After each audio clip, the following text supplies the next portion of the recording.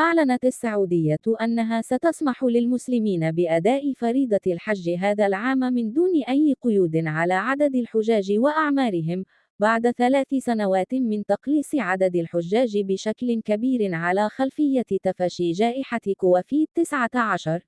أبرز وزير الحج والعمرة السعودي توفيق الربيعة أنه لا توجد أي قيود على أعداد الحجاج القادمين للحج هذا العام، موردًا أنه لن يشترط فيه أيضًا حدًا أعلى للعمر.